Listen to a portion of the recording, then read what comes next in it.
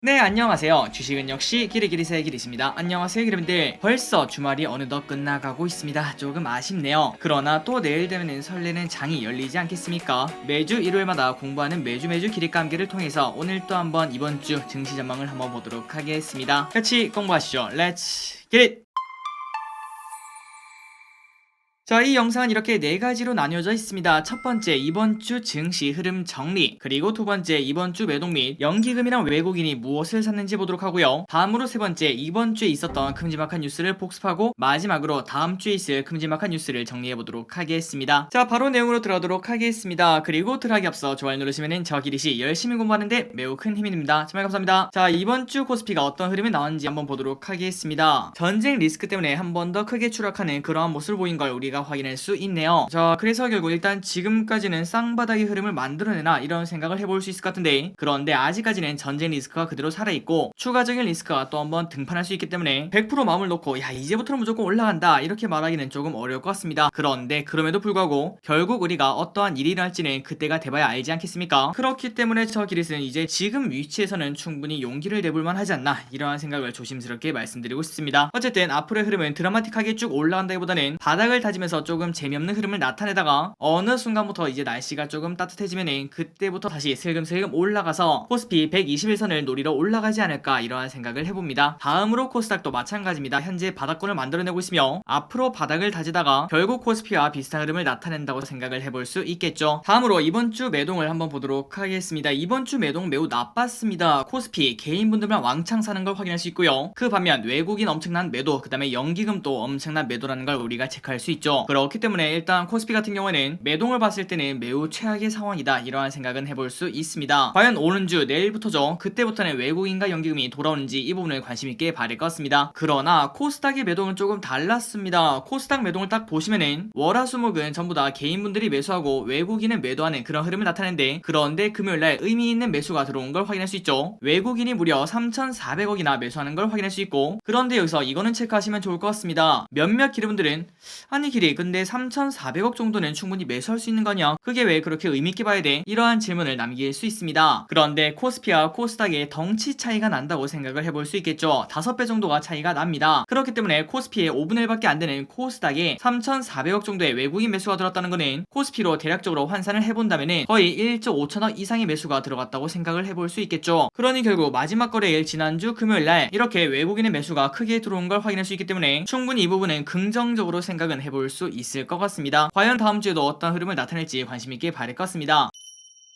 그리고 플러스 갑자기 외국인이, 코스피는 아직까지 미지근한데 코스닥에 큰 매수가 들어간 이유가 뭔가 봤더니, 자, 나스닥이 벌써 고점 대비 22%나 떨어지고 있는데요. 그런데 그 와중에 지난주 목금 두 번 연속 강한 상승을 하는 걸 확인할 수 있죠. 그 영향으로 외국인의 투심이 코스닥에 살아난 게 아니겠는가, 이러한 생각을 해볼 수 있을 것 같습니다. 그렇다면 우리가 이러한 생각을 해볼 수 있습니다. 아니 길이, 그러면 나스닥이 오르면 우리는 코스닥만 오르고 코스피는 언제까지 저러고 있는 거야? 그런데 이틀 전이죠. 금요일날 미국장이 어떻게 끝났나 봤더니 다우산업이 무려 2.5% 상승, 그리고 목요일날 많이 올랐던 나스닥은 1.6% 상승으로 상대적으로 저조하고, 게다가 S&P도 2.2% 상승으로 이번에는 나스닥보다 다른 두 개가 더 좋은 흐름을 나타낸 걸 확인할 수 있습니다. 자, 그 말이 무슨 소릴까요? 맞습니다. 월요일에는 일단 이걸 봤을 때 코스닥보다는 코스피가 더 좋은 흐름을 나타내구나, 이런 생각을 해볼 수 있겠죠. 그리고 그 안에서 외국인 그 다음에 연기금의 매수가 크게 들어오는지 그 부분을 꼭 꼼꼼하게 체크를 해야 될 것 같습니다. 그리고 플러스 무엇을 사는지 이걸 꼭 봐야 된다고 생각을 해볼 수 있겠죠. 바닥권에서 위로 치고 올라가는데 가장 먼저 사는 게 가장 매력적인 종목이라고 생각을 해볼 수 있습니다. 그리고 빅스를 보도록 하겠습니다. 이틀 연속 큰 폭으로 떨어지고 있는 걸 확인할 수 있습니다. 앞으로도 더 잠잠해졌으면 좋겠네요. 자, 그렇다면 금요일날 미국장이 왜 이렇게 올랐는지 한번 확인해 보도록 하겠습니다. 뉴욕 증시 러우크라 대화 소식이 급등, 다우 2.5% 상승, 러시아가 우크라이나와 대화할 준비가 되어 있다고 밝히면서 뉴욕 증시가 상승 마감했다고 합니다. 그리고 그 안에서 기술주가 대부분 강세를 나타냈으며 항공주, 금융주도 좋은 흐름을 나타냈고, 또한 에너지주도 지속적으로 강세를 나타낸 게 특징이라고 합니다. 그런데 주말 사이에 아직까지 전쟁이 지속되고 있다, 이런 소식이 계속 들려옵니다. 이제는 너무나 많은 전쟁 소식이 들려서 이게 언제 뉴스인지, 그리고 이게 진짜 뉴스인지 그런 게 헷갈릴 정도로 엄청나게 많은 정보가 현재 존재하고 있는데, 그렇다면 금요일날 미국장이 오른 거 전부 다 반납하는 거 아닌가, 이런 생각을 충분히 해볼 수 있습니다. 그런데 비트코인을 보니까 소폭 하락은 하고 있지만 그럼에도 엄청나게 하락하는 그런 모습은 아니기 때문에 아마도 코스피는 더 이상의 뉴스가 따로 없다면 1% 정도의 상승을 해내지 않겠나, 이런 생각은 해볼 수 있습니다. 있습니다. 그리고 마무리로 이번 주 증시 전망을 한번 보도록 하겠습니다. 일단 첫 번째, 우크라이나 지정학적 리스크 여전히 살아있습니다. 그렇기 때문에 에너지, 그 다음에 비철금속, 비료 등등등 이러한 주식을 관심있게 봐야 된다고 생각을 해볼 수 있겠죠. 그리고 두 번째, 계속 고조되는 엔뎀의 기대감이 현재 존재하고 있습니다. 그렇기 때문에 리오프닝 주가 혹시나 조정을 받으면은 그때 실적이 진짜 찍히는 거로 공부를 해봐야 된다고 생각을 해볼 수 있겠죠. 그냥 단순히 리오프닝이라고 적자 기업을 샀다가는 유상증자를 맞을 수도 있다는 거 명심을 하셔야 될 것 같습니다. 그리고 플러스 이게 가장 중요할 것 같은데요. 이번 주 4일 그리고 5일 그때 중국에서 양회가 열리는데 이 안에서 대규모 경기 부양 기대감이 현재 존재하고 있습니다. 그렇기 때문에 중국 쪽 경기 민감주를 꼭 공부를 해봐야 될 것 같고요. 일단 우리가 지난번에 공부했다시피 화학, 그 다음에 반도체 이 두 가지를 먼저 공부해보시면 좋을 것 같습니다. 그리고 마지막입니다. 마지막 금요일에 들었던 외국인의 코스닥 대규모 매수, 거기에 대한 기대감은 충분히 존재할 것 같은데요. 그렇기 때문에 코스닥 시총 상위 종목들 그리고 특히 2차 전지에 관련된 기업들을 한번 공부해보시면 좋을 것 같습니다. 다음으로 넘어가도록 하겠습니다. 장이 안 좋은 와중에도 연기금이나 외국인이 사는 거는 의미가 있다고 볼 수 있겠죠. 과연 이번 주에는 어떤 걸 샀는지 보도록 하겠습니다. 첫 번째 연기금을 보도록 하겠습니다. LG엔솔, 카카오페이, 하이브,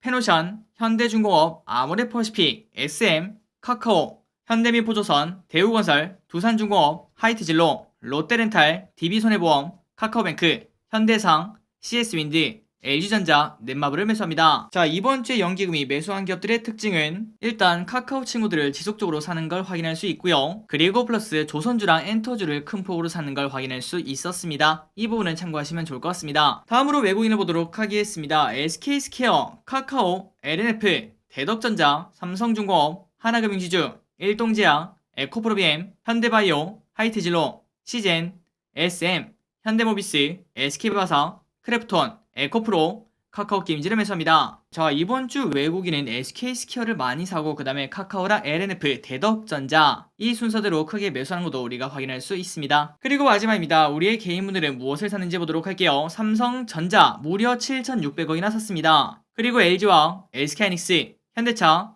레버리지, 기아, LG엔솔, NC소프트, 네이버, LG생건, SK이노베이션, 삼성화재, KB금융, 삼성SDI, DB하이텍, 삼성전자우, HMM, 타이거, 나스닥 100 ETF, 삼성생명을 매수합니다. 그러니 K분들은 최근 들어 많이 떨어진 시가총액 상위 종목을 줍줍하는 걸 확인할 수 있네요.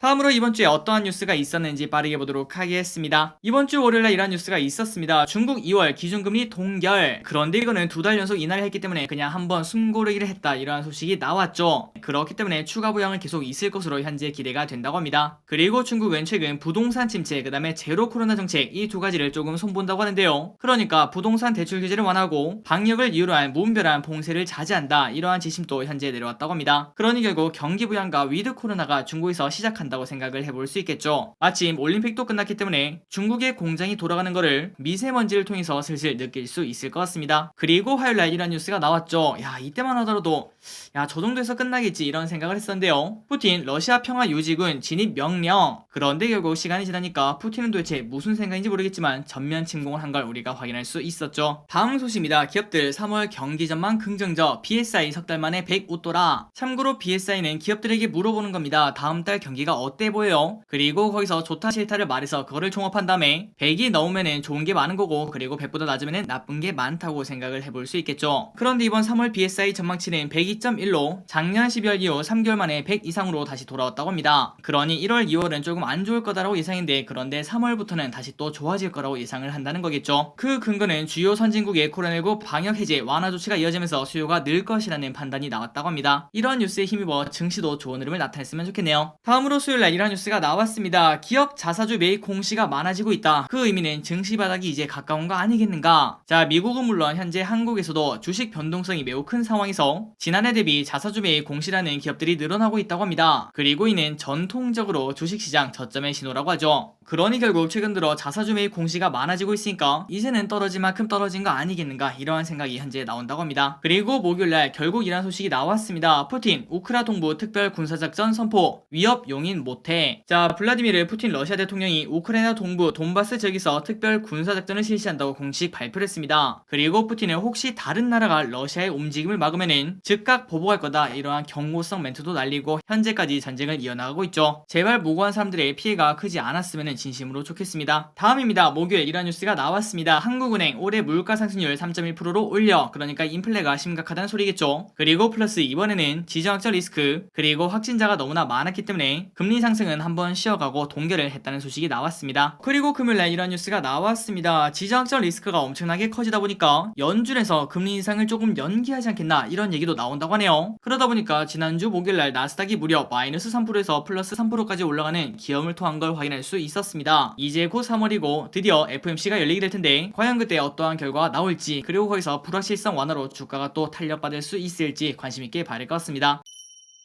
자, 마지막입니다. 다음주 주일증을 정말 빠르게 보고 끝내보도록 할게요. 일단 월요일부터 우크라이나 사태 비상대응 TF회의가 매일 개최가 된다고 합니다. 에너지, 원자재, 곡물 등 공급망 관련 이슈와 금융시장 상황을 살피고 필요하다면 비상대응 계획을 시행할 방침이라고 합니다. 그러니 지금 지정학적 리스크에서 생각지 못하는 그런 일을 한다면 빠르게 대응을 하겠다는 의지가 보인다고 볼 수 있겠죠. 그리고 혹시나 여기서 어떠한 대처가 나온다면 거기에 따라서 거기에 관련된 테마주가 또 오르는 그런 상황도 펼쳐질 수 있을 것 같습니다. 그리고 같은 날에는 MSCI 리밸런싱이 있습니다. 장 마감 후에 그 자금이 전부 다 들어가고 빠지게 되는데요. 이번 MSCI는 증시가 좋지 않다 보니까 매우 나쁜 흐름을 나타내는데 과연 어떤 흐름이 나왔는지 꼭 리뷰를 해보도록 하겠습니다. 그리고 이러한 소식이 있습니다. MWC 2022가 열린다고 하는데요. 이게 뭔가 봤더니 모바일 월드 콩그레스라고 합니다. 그리고 이는 스페인에서 28일부터 3일까지 열리고 우리나라에서는 이동통신 3사와 삼성전자가 참여할 예정이라고 합니다. 그리고 이 안의 테마는 5G, 그 다음에 진보된 AI, 클라우드넷, 핀테크, 인터넷, 테크호라이즌 등등등 이러한 주제를 가지고 MWC 2022가 개최가 된다고 합니다. 그리고 NC소프트에서 길드워2의 신규 확장팩 엔드 오브 드래곤즈를 북미 유럽 지역에 출시할 예정이라고 합니다. 게임에 관심 있으신 분들은 한번 참고하시면 좋을 것 같습니다. 그리고 화요일인 3일절 증시는 당연히 휴장이라는 거 알고 있을 거라고 생각합니다. 다음으로 새우깡도 오른다고 합니다. 농심 스낵 출고가 평균 6% 인상, 원자재 값이 오르니까 당연히 전부 다 오를 수밖에 없겠죠. 새우깡이 7.2%, 그 다음에 꿀꽈배기, 포스틱, 양파깡은 6.3%나 인상을 한다고 합니다. 그리고 중국의 제조업, 비제조업 PMI가 발표가 되고 수요일에는 선관위 주최 3차 대선 후보 토론회가 있다고 합니다. 그리고 연준의 경제 동향 보고서 베이지북이 공개되고 다음으로 금요일에는 미국 2월 고용 동향 보고서가 공개가 된다고 합니다. 그리고 이것도 가장 중요하겠죠. 중국 양회가 이때 열린다는 거. 그렇기 때문에 중국 양회에 관련된 그러한 주식은 충분히 공부할 필요가 있다고 생각합니다. 자, 마지막으로 이번 주 증시 일정 달력을 보고 마무리 보도록 하겠습니다. 자, 여기 보시면 일단 위에 공모주를 정리를 해놨고요. 그리고 아래는 주요 뉴스, 또 그 아래는 보호 예수가 있고 마지막으로 실적 발표가 있다는 거 아주 깔끔하게 히릿이 정리를 했다는 거 알려드리도록 하겠습니다. 그리고 플러스 이거는 당연히 스크린샷 찍으면 화질이 깨지겠죠. 아래 댓글을 타고 카카오톡에서 히릿을 친구 추가한다면 카카오뷰를 통해서 고화질로 다운을 받을 수 있다는 거 참고하시면 좋을 것 같습니다. 자, 오늘도 이렇게 시청해주셔서 진심으로 감사합니다. 이번 주도 양봉하시기 바래요. 지금까지 히릿이었습니다. 아이요. 네, 안녕하세요. 저 기릿이 매일 어떤 공부를 하는지 궁금하신가요? 그 모든 걸 영상으로 담고 싶지만 사실상 불가능하겠죠. 그러나 이제는 가능합니다. 저 기릿이 카카오뷰를 시작했다는 소식 아래 댓글에 링크를 달아드릴 테니 그걸 클릭 후 친구 추가만 누르시면은 이제 여기서 매일매일 저 기릿이 관심 있게 보는 경제 뉴스와 경제 유튜브를 시간 날 때마다 챙겨볼 수 있답니다. 아직까지 저 기릿 친구가 3명밖에 없는데 제 4번째 친구가 되어주시겠어요?